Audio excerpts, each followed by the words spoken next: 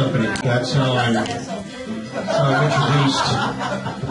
That's how I'm introduced in Jake's Company.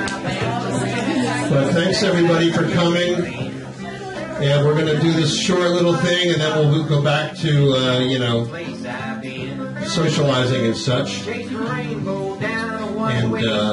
let's see, what else? Oh, my friend Prosper Belizia, who just recently met Jack a couple times here, but then Prosper and his wife stayed with us because they were moving to another house, and the house wasn't ready. And Prosper and Jack used to jam on the guitar and the whole deal. So Prosper is a noted raconteur, and he's going to be your host. Now I'm going to push the magic button on my magic Star Trek recorder here. Wait. I have to put the power on. Listen to the song.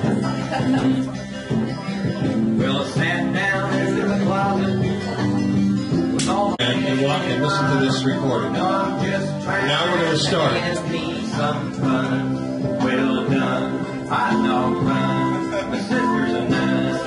Tim's favorite store is Radio Shack. I'm Prosper Belizia, and I don't know what I'm doing here. You're probably wondering what I'm doing here. I was not a friend of Jack. Yes, you are. Well, let me define a friend. Thank you. A friend is a buddy who you have a discourse with, some disagreement over time, and then overcome that. And that is what melds your friendship. I knew Jack a short time, and he was a good buddy. We lived right over the top here for 3 weeks, my door next to Jack's door, and we became buddies. Much to my wife's sometimes discourse or disagreement, but my wife described Jack as being gracious. And the one thing I remember was Jack and I have 4 guitars I couldn't play, any of them. I come to this house, Jack says, my door's always open, knock on it, we'll play together and you'll learn. And I knock on the door, 10 o'clock in the morning, 10 o'clock at night, come in.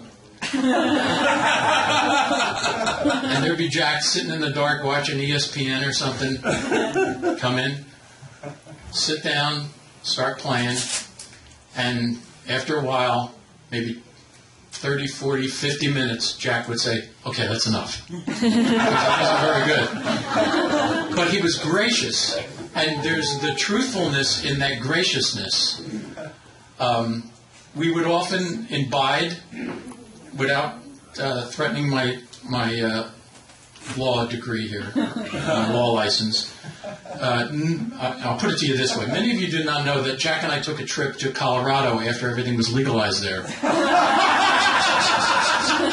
And I brought what I could contribute, and Jack brought what he could contribute.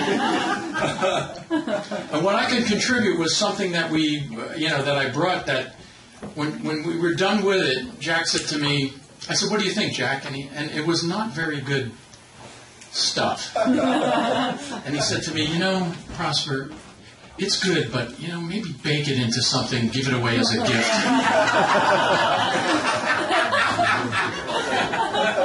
And that was his way of telling me graciously that this is the truth. So Jack had this thing about moving to Asbury Park, where we just moved to, in October. And he was going to move down there. And it's funny, when I talk to people here, husbands have this great memory of Jack, but when you mention, what did your wife think? It was like, oh, he was a threat. He was a free spirit that was going to somehow, delude you. And I kept saying to my wife, corrupt. Jack's corrupt. Yes. Well, corrupt is in a bad way, but this was, to a married man, this is a good way. And I said, Jack's moving down, and she's like, I said, well, just play guitar. Yeah, right. But anyway, I don't want to monopolize the conversation, and certainly I don't have the right to. I didn't know him that long. But what I did know about him was he had a heart this big, right? And he loved life, and he lived his life the way he wanted to. And you might have thought, gee, you know, there's a guy who doesn't have, he has this path that he's on. And we're all on this other path with this direction and with this careers and with the kids and the wives and the houses and everything else. And suddenly, you know, Jack's life doesn't look so bad, does it? Right?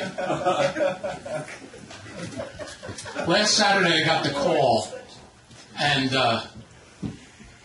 Timmy calls me up and says, Jack's gone. And the first thing I did was cry, yelped into the phone, and then I straightened right up and I said, thank God. Thank God he went that fast the way he wanted to go, and you know, we can only be blessed that way to go out the way Jack did. And when we sat outside on the front steps here a week and a half before, and he said, I have either 5 months or 5 years. You knew it wasn't going to be that long, but you knew he had packed it in. He was ready to go. He told you that. If you came to visit him, he said to you, I've lived a great life. I've met a lot of great people. I've had an interesting life. And that's all we can pray for, right? Who wants to be a schlub? You know? Who doesn't look at Jack right now and say, shit, you know, he did it. He did it. And he crossed that path, and he's gone. And he's still with us. He's still here somewhere. So I want to open up the microphone to anybody else who'd like to talk. First. But first we have to make a call to Hawaii, because that's where Jack, you know, lived part of his life and has someone out there. Louie, he played in her band.